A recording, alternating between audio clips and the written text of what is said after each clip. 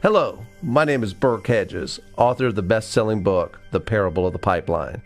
I open my book with a story about Pablo and Bruno, who take two very different paths in their quest for financial independence. What you're about to see is the delightful animated story of their adventure. So, sit back, relax, and enjoy the life-changing lessons in The Parable of the Pipeline.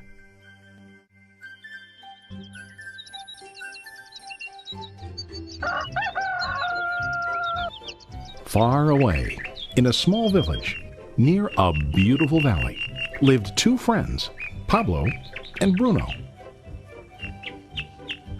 They were both young and dreamed of a better life for themselves. They'd often discussed their dreams about how they would become the most successful men in the village. They weren't afraid of hard work, and they searched for opportunities to help realize their goals and achieve their dreams. One day, an opportunity presented itself.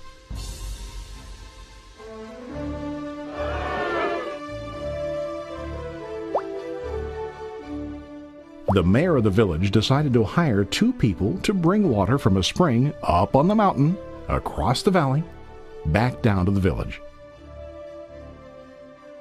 They were to be paid based on the amount of water delivered to the village. Bruno and Pablo enthusiastically got to work. Every day, from morning till evening, they carried buckets to and from the spring. They worked hard, carrying water to the village. In the evening, they'd return home with their day's wages.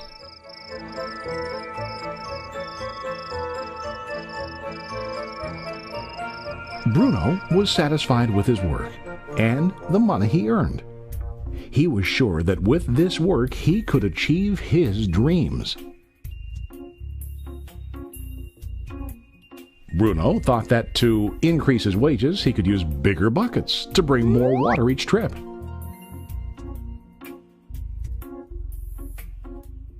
He believed with a larger income he would soon be able to buy a cow and the house that he dreamed about.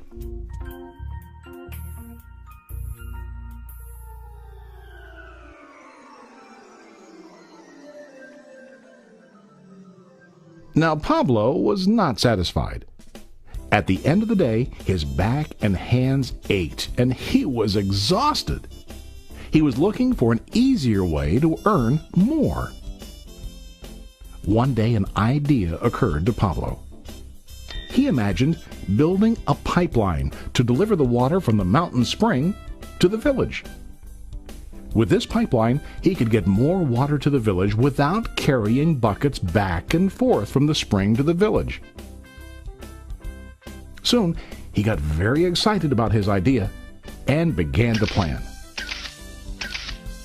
Pablo, of course, shared his idea with his friend Bruno and asked him to join with him to work on and help build the pipeline. Bruno thought the idea was crazy. All Bruno could think about was what his money could buy today and how to get it quicker. He felt that building a pipeline would slow him down and delay him in achieving his goals.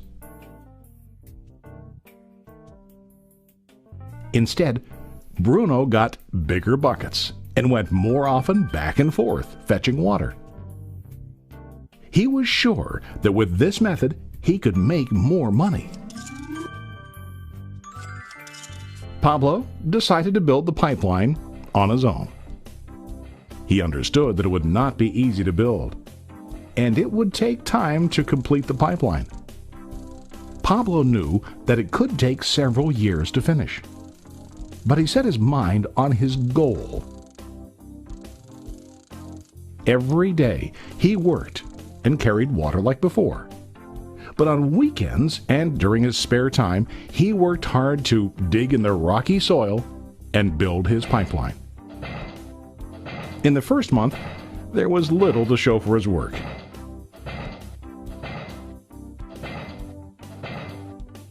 Bruno and the villagers laughed and teased him. They called him Pablo the Pipeline Man. During this time, Bruno's income doubled. He already bought a cow and a bigger house. His lifestyle changed. He now spent time after work in the bar, enjoying his hard-earned wages from delivering water.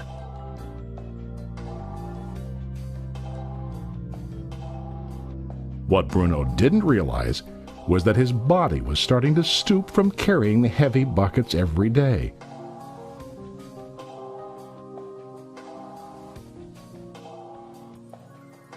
His face looked worn and his body tired. Soon, he began to carry less and less water due to the wear and tear on his body.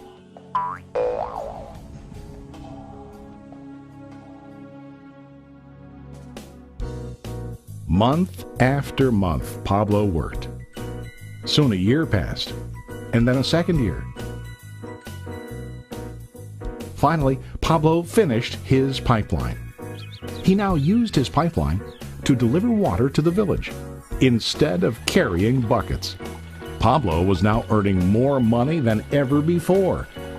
The water continued flowing to the village, while Pablo wasn't working. While he slept and ate, the water flowed. Pablo was happy and proud of his insight, persistence, and hard work. Now his income flowed as long as the water flowed through his pipeline.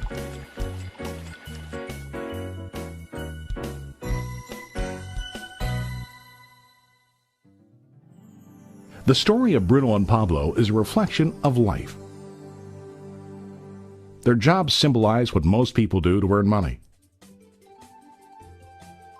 Bruno gets his money using buckets. He goes back and forth, carrying his buckets from the spring to the village in exchange for money. To increase his income, he either has to go more frequently to the spring or to use larger buckets. It's common in real life to increase our income by working harder. For example, working overtime or getting a second job. We also increase the size of our buckets by accepting a higher paying position, which often includes spending more time on the job. Most of us exchange time for money like Bruno.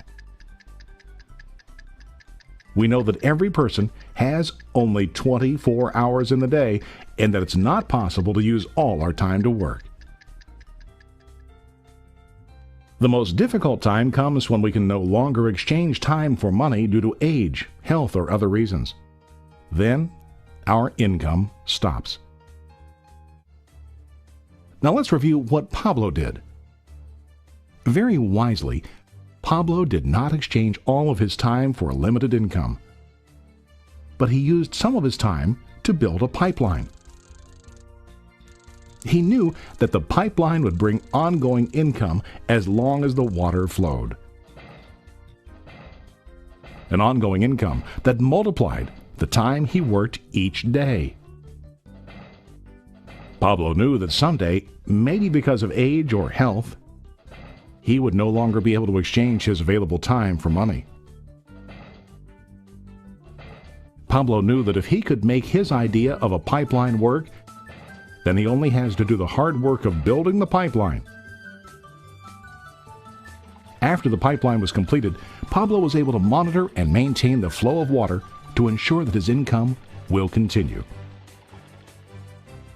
Pablo has shown us that to earn an income, we don't always have to directly exchange time for money. There really are better ways. How about you? Are you still like Bruno, who directly exchanges time for money? Or do you want to be like Pablo, building and maintaining a pipeline for ongoing income? If you are interested in the idea of building your own pipeline, contact the person who lent you this presentation. You can start building your pipeline today.